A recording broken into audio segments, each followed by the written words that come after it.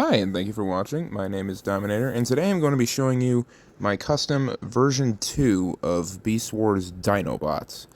I wanted to rebuild Dinobot simply because I didn't feel that my original model was up to par with the rest of them, and also because Dinobot is just my all-time favorite Beast Wars character, and one of my favorite Transformers characters in general. Dinobot gets his name from the original G1 Dinobots, whom he is descended from, which is why he holds to a strict code of honor that was passed down from them. This is both a merit and a flaw. Dinobot's code of honor gives him compass, but his quest for victory often puts his teammates at risk. This makes Dinobot feel very human, as despite all of his flaws, he will always try to do the right thing. I've always liked the flawed hero archetype, as it shows that despite all of our flaws, we all have a capacity to do good in our lives. I could go on all day about the reasons that I love the character of Dinobot, but let's just get on to the mock showcase here. So starting off in Beast Mode here, I am already extremely proud of how this turned out. I actually used the correct colors this time around, which makes it look way more show accurate than my original. Getting a closer look here, the proportions look pretty decent. I think with the main issue being that the tail is not long enough, but I think that's a pretty ignorable thing. There's also a lot of kibble on this model, but considering the design I had to work with, it's pretty ignorable. No excuses, you pathetic rodent! I think the biggest thing that is important when building a Dinobot model is getting the legs to do something in beast mode and not just having them hang out there like the original toy, which overall just makes the beast mode look way cleaner.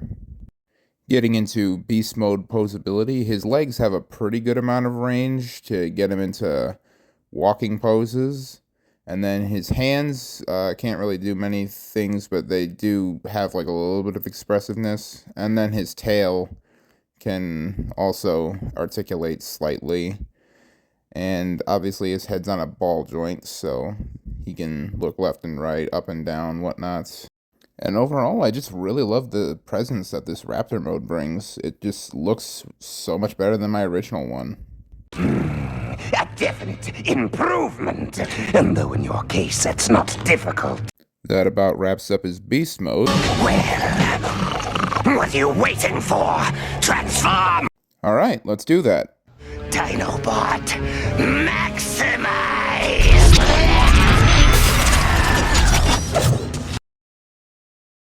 So here we have Dinobot in his robot mode, and this was the mode that was top priority when in the designing process of this. I wanted to have the blue, the orange, and all the exposed bones go in the right places when in robot mode, while still also having a pretty decent beast mode. That was kind of a tall order for this guy, but I think I managed to pull it off pretty well. Getting his weapon off here so we can get a better look at it. His proportions aren't exactly perfect, but they look good enough for the character. The main issues being that he's a little too vertically stretched for my liking, and he's kind of gappy. Other than that, though, this guy looks basically perfect. Obviously, just like the original toy in the show, his tail comes off, forms a shield, and then that has his sword in it. I'll throw this off to the side for now, and we'll take a look at that with the accessories later. Getting a closer look at his robot mode, I am very happy to say that this guy does not have a backpack. He just has a brown panel that shouldn't be there, but that's very acceptable considering the design. Getting into articulation, this guy has a 90-degree elbow bend, and he has articulated wrists, which is good for a sword wielder. The head can look side to side, and due to the transformation it can look down. The worst part about posing this guy is the legs. His knee is way too loose and will easily bend way before you try to move the thigh. And in general, his shins are just a bit too long, so it just kind of looks weird when you do bend it.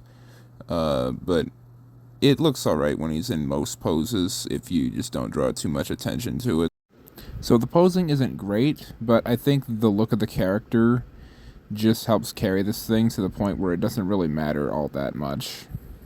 Getting into accessories, obviously I have the sword from before, which looks pretty accurate to the one from the show. It just studs into his hand. And then I have the shield. It's kind of a goofy weapon, but it is the one that he used in the show. Just pegs in right here, and I used a ball joint, which allows it to spin and gives it a bit of range in beast mode. So it's good.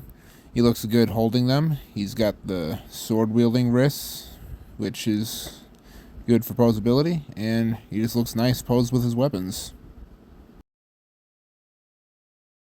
For other accessories, I have this attachment right here, which just replaces part of the head in robot mode, and allows him to use his laser eyes from the show.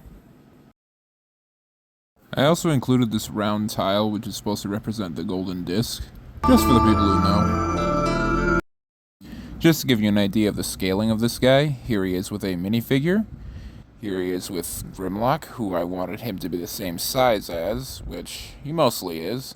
And here he is with his Maximal Brethren, Optimus Primal. So, yeah, he's about right size for what he should be in the show. That brings this video to a conclusion, however.